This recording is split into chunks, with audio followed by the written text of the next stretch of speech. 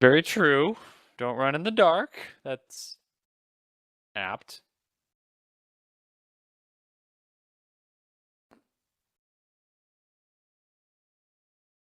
Right, Kessa.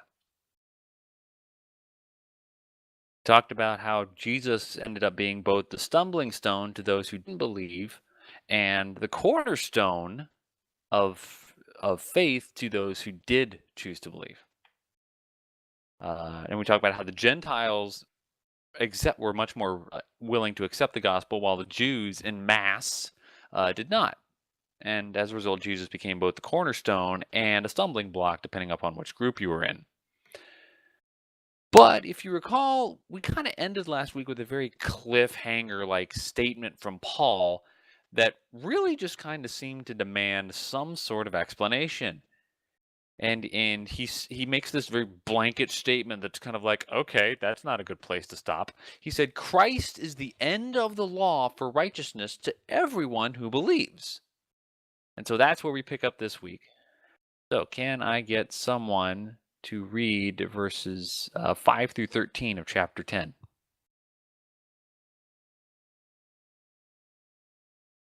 And I don't regard addendums made You to say the what? end of your name in Which chat. ones? I actually need an orange light. Which ones to read? There it is. Go ahead, Mario. 5 to 13, you said. 5 through 13. Yes, sir. ESV again? I take it. Whatever you got. I post the ESV, but Okay. just whatever you have handy. ESV then. For Moses writes about the righteousness that is based on the law, that the person who does the commandments shall live by them. But the righteousness based on faith says, do not say in your heart, who will ascend into heaven? That is to bring Christ down. Or, who will descend into the abyss? That is to bring Christ up from the dead. But what does it say? The word is near you, in your mouth and in your heart. That is the word of faith that we proclaim. Because if you confess with your mouth that Jesus is Lord and believe in your heart that God raised him from the dead, you will be saved. For with the heart one believes and is justified, and with the mouth one confesses and is saved. For the scripture says, everyone who believes in him will not be put to shame. For there is no distinction between Jew and Greek, for the same Lord is Lord of all, bestowing his riches on all who call on him. For everyone who calls on the name of the Lord will be saved.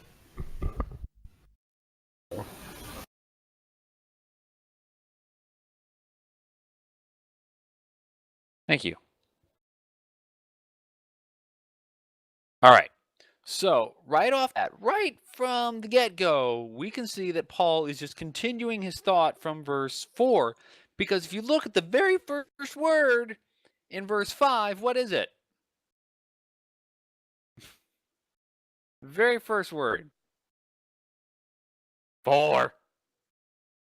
And if Doctor was here, I'm assuming he's here. It says he's on his phone, whether or not that's true or not. He would pull up his Excel document and be like, Romans 10:5. There's a 4 right there. Yeah. So this is just Paul building upon the statement that he just made. Christ is the end of the law for righteousness to everyone who believes. So he continues that thought. He says, for, essentially, because. So we see that Moses wrote about this righteousness that was based on the law. And how could one achieve righteousness by the law? How was that possible, guys?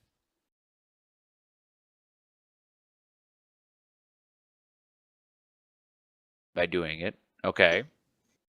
All of it. Okay.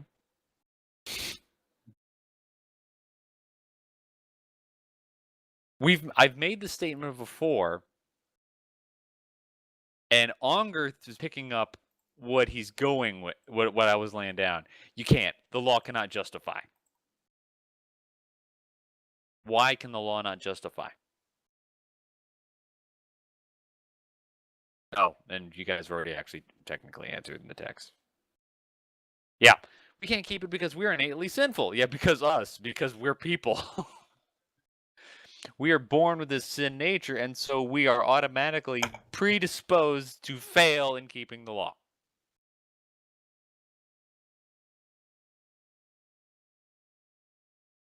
That's just nice. But then Paul compares this righteousness that is hypothetically achievable by keeping the entire law to righteousness from faith. But he uses a little bit of an allegory that it's kind of a little confusing. He asks, "Who will ascend into heaven and who will descend into the abyss?" What is Paul talking about?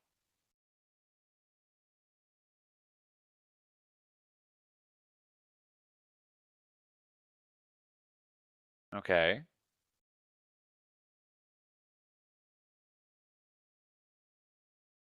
Any other thoughts?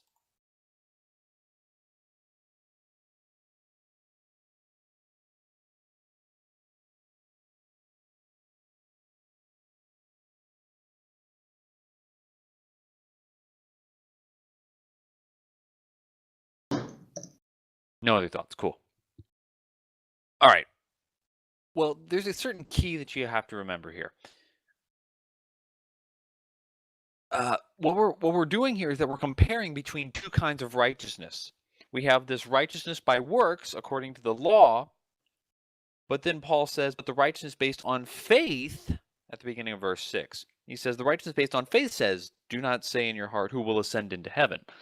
And then whenever he makes this statement, he says that is to do something to Christ, either to bring him down or to raise Christ from, or to bring Christ up from the dead. And so doctors on the right track. Who will do what Christ did? Who will do what Jesus did? And even more than that, it's can you do what Jesus did?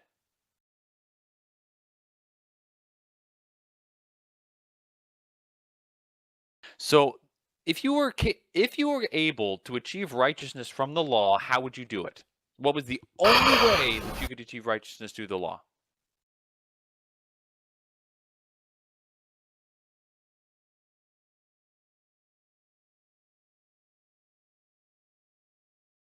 Following it perfectly, correct. Obedience, which requires what?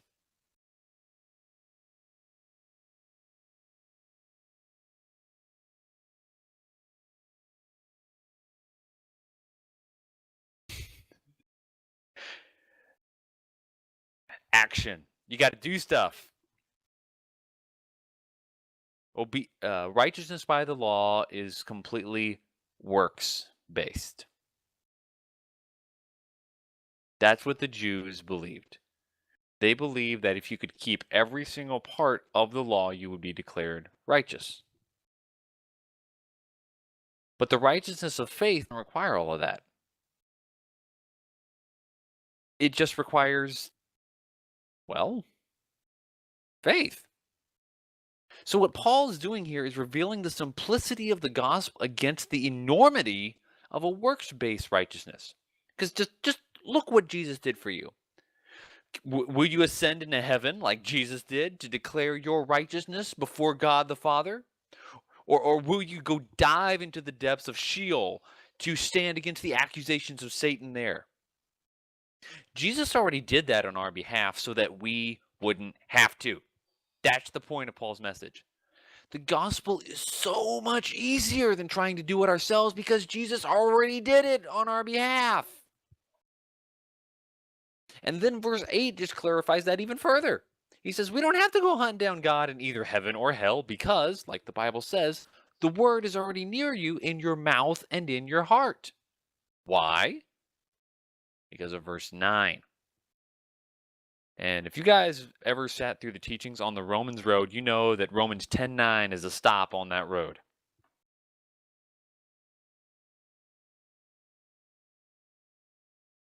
If you confess with your mouth that Jesus is Lord and believe in your heart that God raised him from the dead, you will be saved.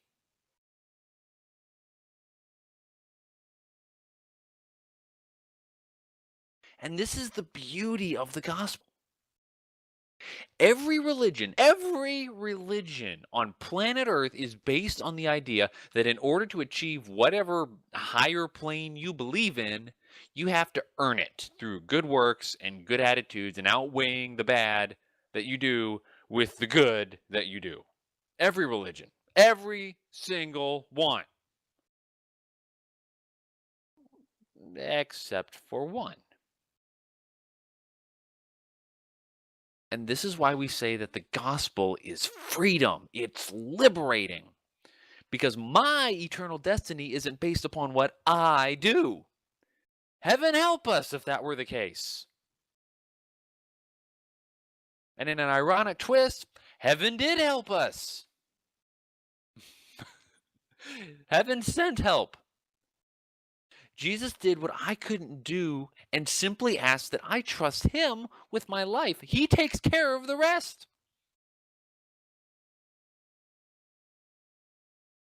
Now, that being said, let's pause and discuss verse 9 just a little bit. Why? There are two prerequisites, there we go, named in this verse for salvation. You have to uh,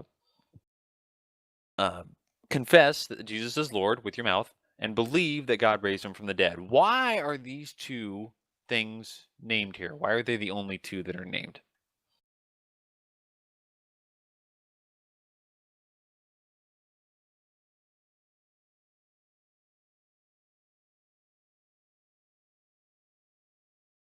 Okay, Kessa. Okay. Kessa, you're right in that. It's confession being public and believing being the private. It's both parts. It's the your outward expression of an inward faith, and you're right in that. But let's focus now on the second half. Why is it Jesus' lordship and his being raised from the dead? What's the significance in those two?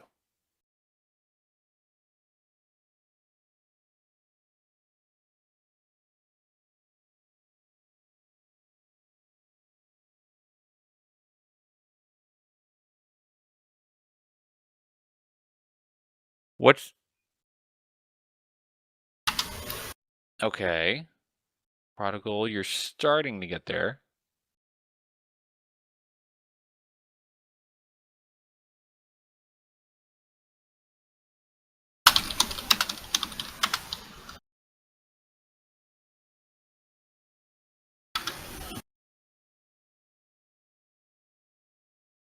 All right. I'll try to explain this. What is the significance of someone who is a lord? What does a lord have, or a king, or authority? Yes, that's the word I was looking for. They have authority, and if Jesus is Lord, he has authority to make claims. He has authority to control certain things. He has dominion over things. All right, and what's the significance of God raising Jesus from the dead?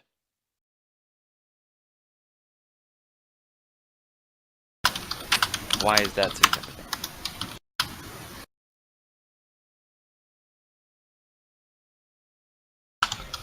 Yes, there you go. Kessa and Bob both on it. Yeah, if there's no resurrection, Christianity is rough, as Paul puts it. We are among men most pitiable.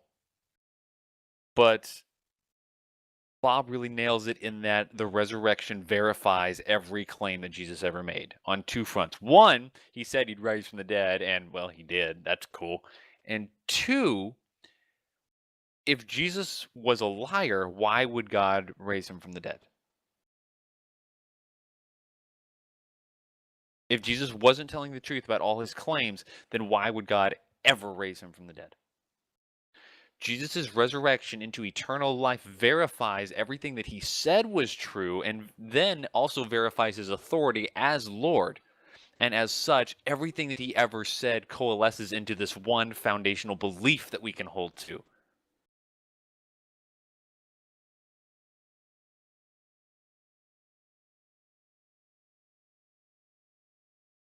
Does that much make sense?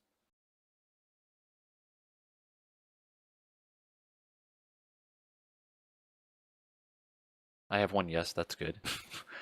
It's nice that there's someone that's with me.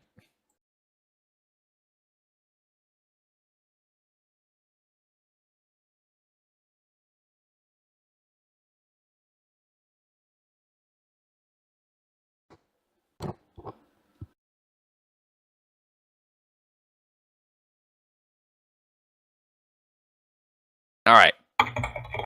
So we move down, we come to verse 11. And I don't know about you guys, but verse 11 looks a little familiar.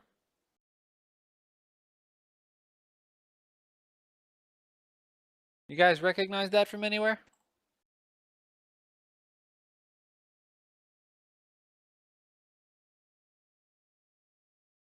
Like last Yeah, it was in the last chapter.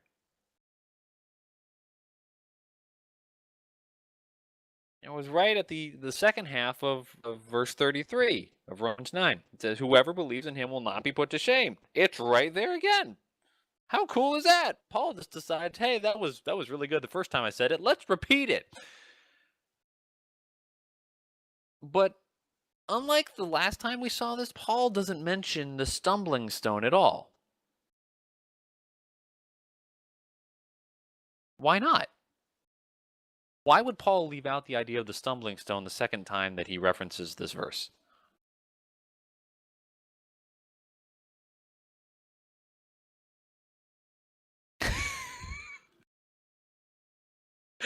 Oh man, Ongrith, dude, we have these guys. There's no tricking them anymore. We need to step up our game. Yeah, we're not talking about stumbling stones. We're talking about people who are of the who have acquired this righteousness through faith. So we don't have to worry about a stumbling stone.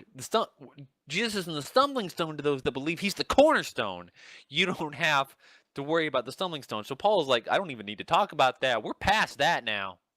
That's not an issue.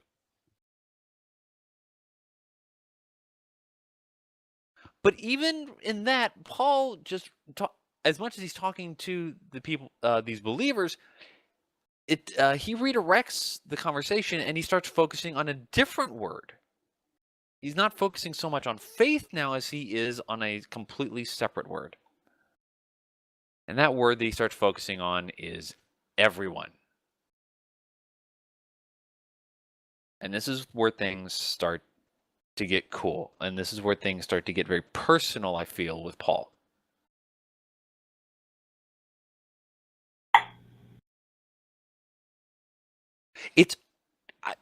For me at least, I can almost feel the heart of Paul coming out in every word that he writes, starting in verse 13. Think back to the early days of the church, like Acts 2. When the church was born, what was the church made of? Everybody in the church was a what? A Jew. Thank you. Yes, every single person in the church was a Jew. And not former Jew. Once you're a Jew, you're kind of always a Jew. But it's just Jews. But over time, the Jewish church was presented with a very startling and a very earth-shaking idea. If righteousness didn't come by the law, but it comes by faith, then why can't Gentiles who never had the law but are capable of faith, why can't they be saved too? And Paul had been among the first to go to the Gentiles. And when I think about that, I can't help but believe that the word everyone, which is the Greek word pas, just P-A-S, very easy.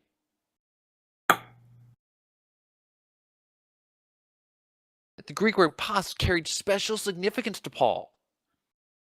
More than most people, Paul, who preached both to Jews and to Gentiles. He understood what it meant that the gospel was the power of God to all who believed.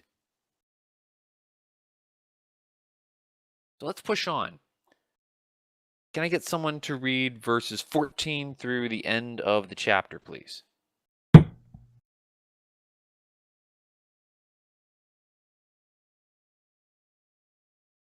Ongarth, I'll let you take that one because unfortunately, Jake, you're moderated in the channel, man.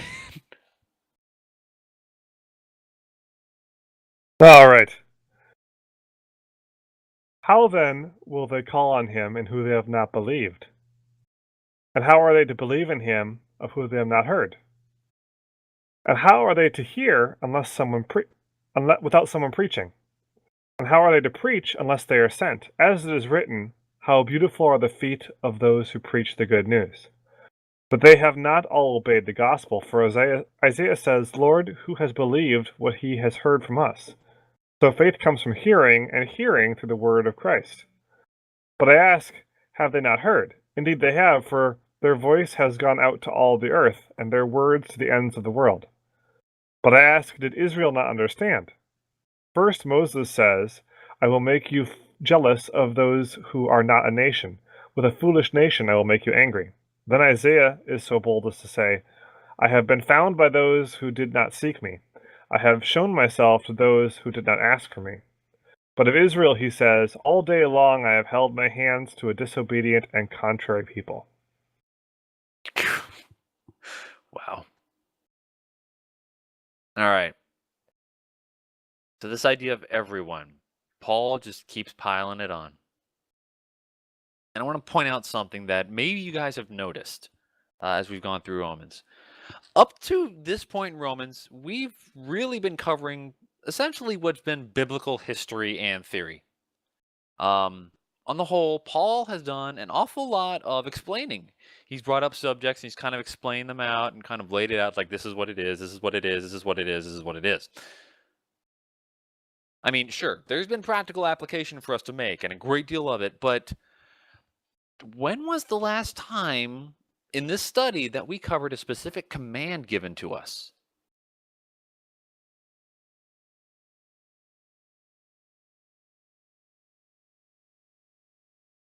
Any at all? You guys remember any?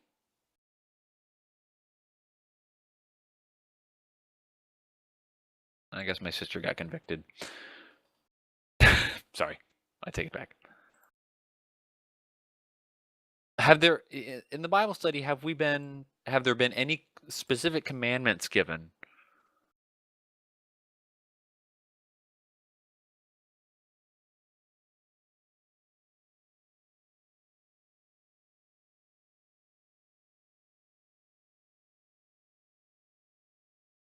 There may be some, but it's been very few in Romans. Up to this, there's just been a lot of just understanding where we are, essentially. This is why the first half of chapter 10 of Romans could be viewed as a call to God. It's understanding where we stand. But now you come to verse 14 and suddenly things change. Instead of looking at where we are, Paul starts to urge us forward. He doesn't want us, he wants us to remember this call to God because that's where our life starts. But then Paul hands it to us and sends us forward. And that's not a call to God, that's a call to go. So, personal question. How did you guys come to be saved? What was this? And what I mean by that is was there someone specifically that led you to the Lord?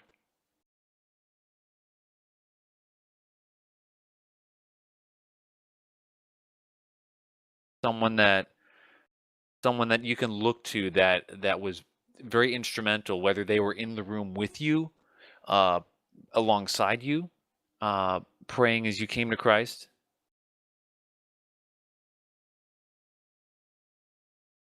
I would say that probably for most Christians there was someone. I know for myself it was actually the camp director for our church camp. I remember the day. It was the last day in April of my junior year in high school. And I was up in his office, and I did a lot of crying in that room. But he was right there, and I looked to him as a sort of spiritual father because, and I say that in a sense, but there have been many, many men that have played men and women that have played an enormous role in my life in leading me to Christ. But he was the one that was there.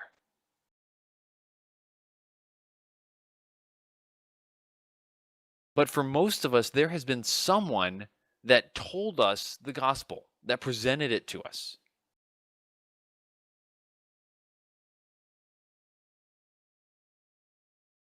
That person inevitably was someone who cared deeply, not only for us as individuals, but as souls that were in need of a savior. They recognized that we needed to make that call to God, and so they answered that call to go. And when I read this passage starting in Romans 10:14, this sounds an awful lot like a plea. Like a heartfelt cry from a man who devoted his life to finding the lost and telling them of hope and salvation. I mean, just just listen to this. How then will they call on him in whom they have not believed? And how are they to believe in him of whom they haven't heard? And how are they to hear without someone preaching? And how are they to preach unless they are sent? Because as it is written, how beautiful are the feet of those who preach good news.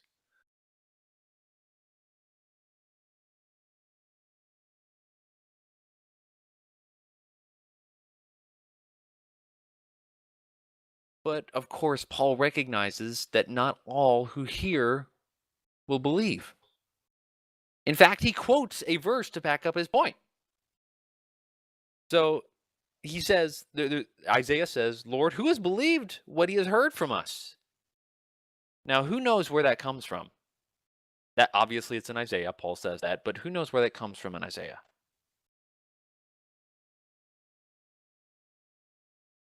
I know there are cheaters out there that are looking at their footnotes right now, and that's okay.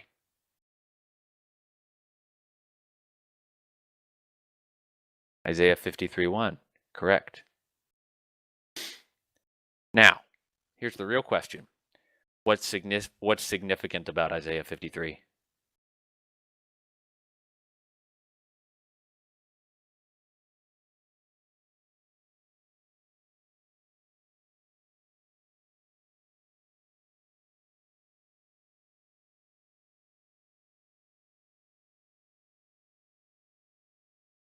Not forbidden, no. Heaven forbid that the Bible would be forbidden. That was weird. Isaiah 53 is a very famous passage.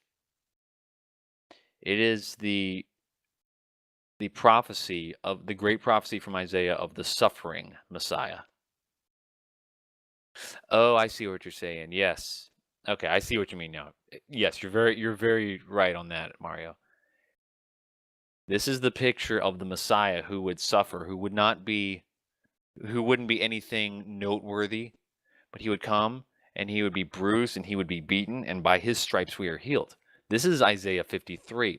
And so Paul quotes this verse, the very opening verse to this passage. It talks about how Jesus is going to come and die, and the Messiah would pay the price on our behalf. And he says, look, Isaiah recognized that even after the Messiah comes, no one's going to believe us. There are people that are not going to believe us. 600 years before the coming of the Messiah, when people would talk about Jesus Christ, there were going to be people that would reject the truth. But it's not like no one was talking about him, is it? Of course not. Again, Paul quotes Isaiah, who already mentioned that the word of God has spread across the entire known world, much in part thanks to the author of Romans himself, Paul. But Paul circles back around and he comes back to the nation of Israel, and he says that God already told them that he would use a foolish nation to make Jews jealous and angry, and that he would ultimately be found by those who did not seek him. Now, who is this foolish nation?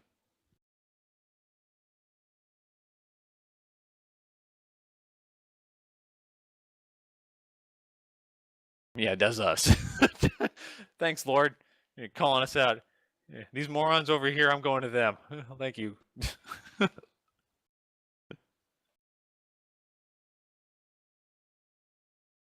But I think we can draw even more fun parallels.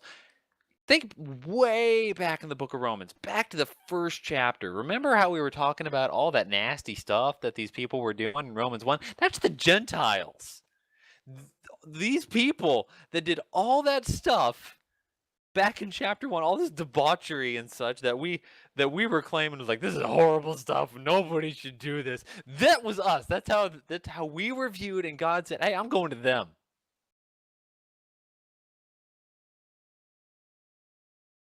I think the word angry might have been an understatement.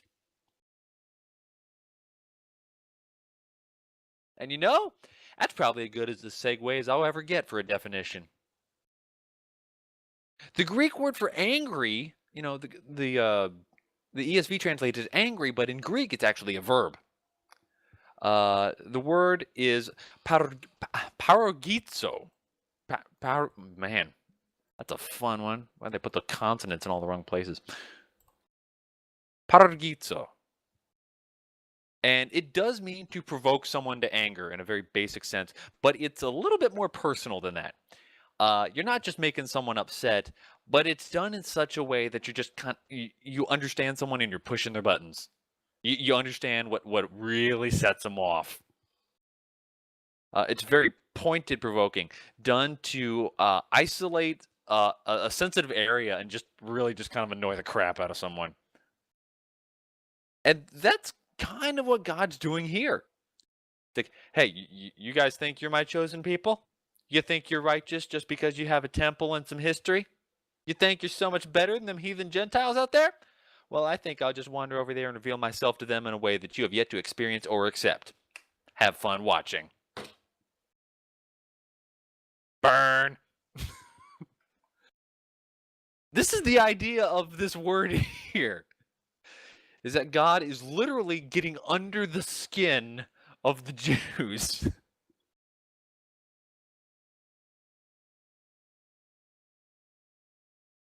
And Paul ends it all with just this one final indictment of his fellow Jews, these people for which that he would gladly have been condemned for eternity, separated from God, so that they would come to Christ. He says that all day long, God held out his hands to a disobedient and contrary people. All day long.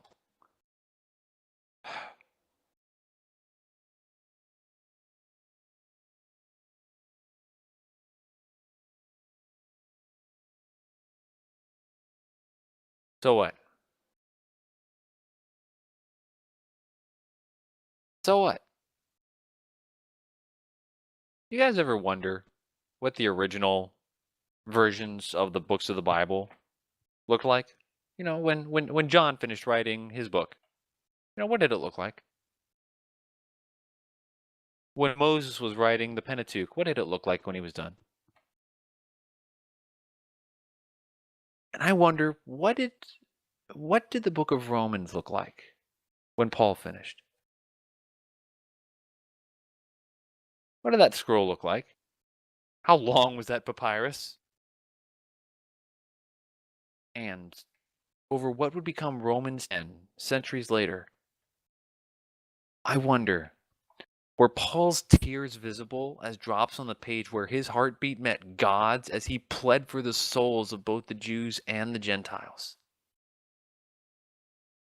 I've said it before, and I say it again. I cannot read Romans 10 without getting choked up. Because if you remember the person that led you to the Lord, you saw Romans 10 in action. You were the beneficiary of someone who was an obedient saint who understood that they were called to go so that others might be able to call on God. You received life and salvation by faith because someone told you that purpose and fulfillment don't come from being good, but by believing in the only one who ever was good. The last verse of the Romans road is Romans 10:13. For everyone who calls on the name of the Lord will be saved. It's that Simple. It's that easy. No works required. Works come, but you don't have to do anything. It's a free gift. It's true. For every believer, you are living proof of that. But it falls to us that once we live Romans 10:13, we remember that there is a Romans 10:14. And there are questions that demand answers. How? How can they call when they don't believe? And how can they believe if they don't hear? And how can they hear if no one will tell them?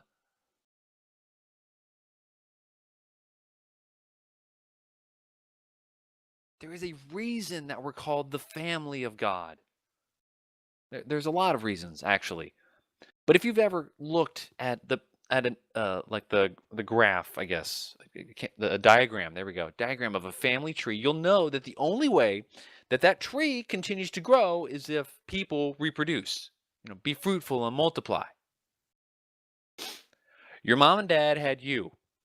I feel very confident in making this statement. Your mom and dad had you. And, possibly others. Maybe there's more of you. Well, not of you, but you understand. And from you, that tree keeps on growing. But where there's no reproduction, then the tree stops growing in that place. And the same is true with the family of God. We're part of the family. But I'm still here. And you're still here. So I can only assume that God still has me here because he wants me to help grow his family. And you're here because God wants you to help grow his family. This world is in bondage. Bondage to sin, bondage to self, bondage to the belief that our good works can be enough to appease whatever cosmic powers exist to attain peace and fulfillment. But there's another way. There's a better way, a simpler way. The only way. And that way, once we're walking it, leads us to others that we will invite them to join us on this path to victory and glory. How beautiful are the feet of those who preach the good news. And how blessed it is to walk with those who have come to believe because we were obedient and told others. They hear, they believe, and the family grows. So I urge you guys this week, don't be selfish with your faith. Keep it to yourself. Share it. Tell someone. And let God be made known.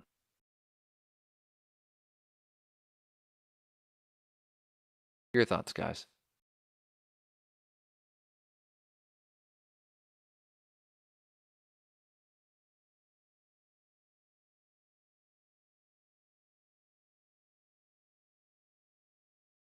Because I don't believe I've been called.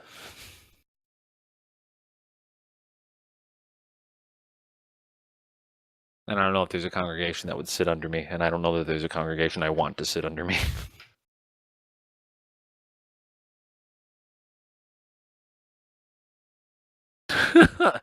Yeah, you guys are the degenerates. Please, that's not real.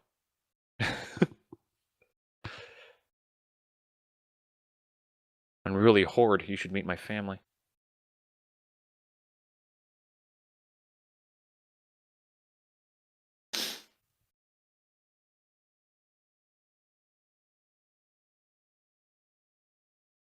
Yes, says so our congregation.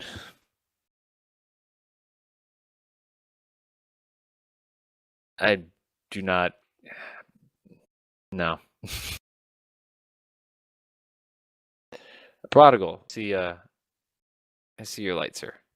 Yes, one of my guys that's watching the stream right now just quoted, what is that? EPH. Which one? Which Sorry, book you is cut that? out for just a second. I'm still fighting lag. Sorry. Go try it again. Which book is EPH? Ephesians. One of the Invisible Oh, Opinion. Ephesians. The guy that's watching my stream right now has quoted Ephesians 2:8-9. For grace you have been Yeah. saved through faith, and that not of yourselves. Yep. It is the gift of God, not of works, let anyone should Lest any man should boast. Exactly. suppose.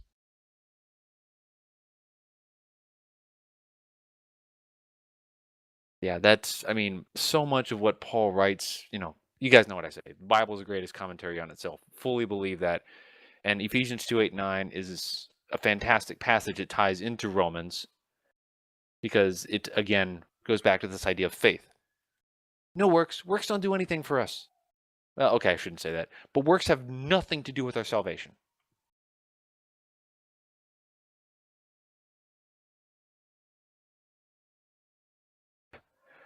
Yeah, I would agree with that, Jake. 'Cause if it wasn't true, then then none of us would be saved.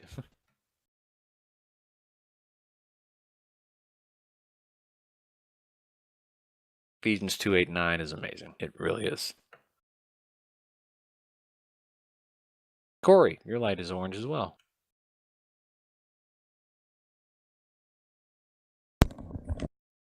All right, yeah. My question was pretty much around the lines of even if we share, like for myself, I'm personally terrified where if I share and then they're like, okay, well, what about this and what about that? And I don't have enough knowledge in the Bible to answer all those questions. Okay. And that's a fair question to ask. You don't need to go and you don't need to present full theological discourse to someone. If you do that, you're probably going to get some weird looks and people will probably walk out of the room on you. I don't do that at work. Okay. And you guys may look at me and be like, well, he went to Bible college and he's kind of like a preacher. It does not matter. I believe that God presents opportunities to us in funny ways. Ways that we don't necessarily look for, but God gives us opportunities, let him be on display in our lives. And there are numerous examples. I mean, the one that still is sitting most powerfully with me is, and I know with Winged Feet, this is the same case, that our grandmother, as she passed back in January.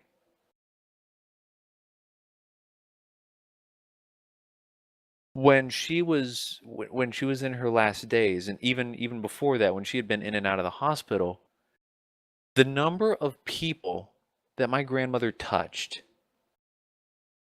with just her joy and her loving demeanor, even in the midst of all sorts of health issues and stuff that would depress any probably most normal human beings, quote normal, was staggering, and people knew it.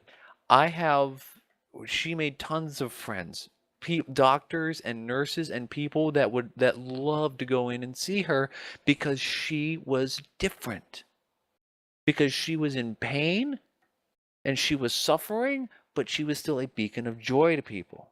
And she told everyone that she loved them. And it was true. You could see it. My grandmother would spend nights awake and she would pray for nurses and doctors.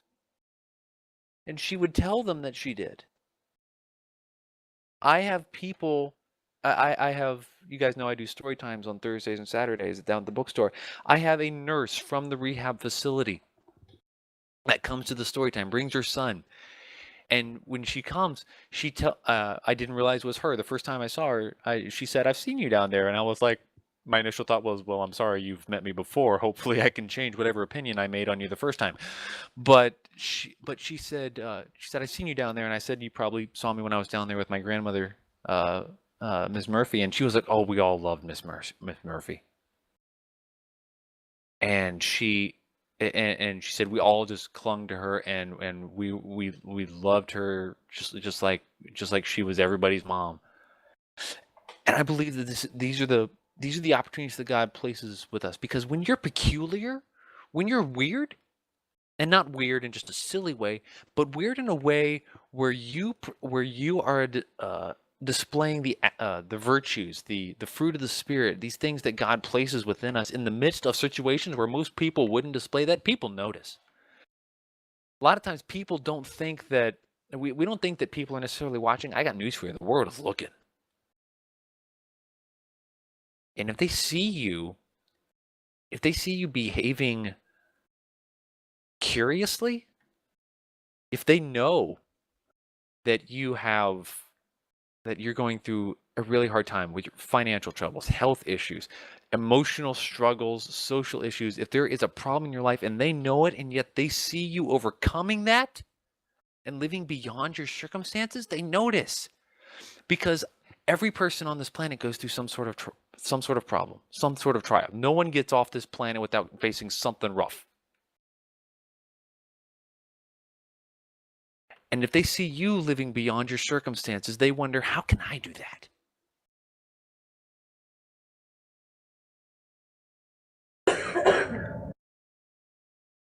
And that's your opening. That's what God uses, because he says, there was one of my professors at college. He would often go up and he would ask how he would come to a student and say, "Hey, how you doing?"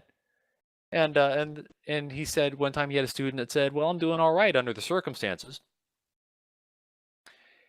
And I'll never forget his response. This professor and his winged feet. Oh, she dropped. Okay, because she would appreciate this. This professor, when the student responded, he said, "I'm doing pretty good under the circumstances." The professor looked at him and said, "What are you doing there?" And by that, he meant, what are you doing under the circumstances? You have no reason to be there. You live above your circumstances. And I've never forgotten that. This is that passage that we talked about a couple weeks back, when Jesus Christ has made us what? More than conquerors. We don't have to live under anything. We have conquered all because Jesus conquered all. This is that confession that we make with our mouths, that Jesus is Lord. He has authority over everything. The Great Commission, all authority in heaven and earth has been given to me. There's nothing that Jesus doesn't have authority over. So why should we live under something?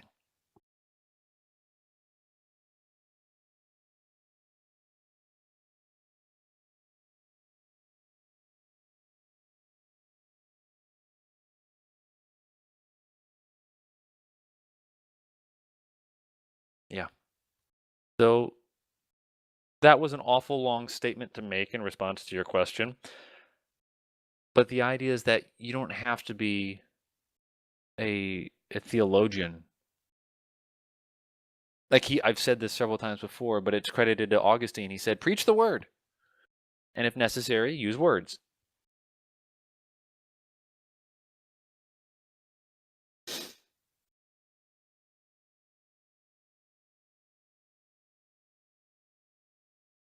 Eventually, yes.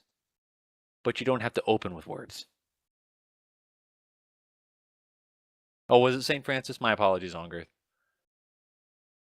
I get it, Francis and Augustine on the top of occasion.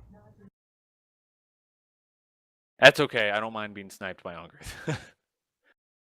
He could have said C.S. Lewis, and I would have been willing to attribute it to him.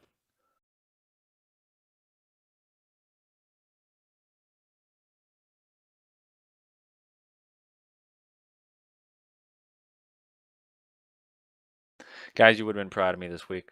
We had inventory on Monday. You guys know that.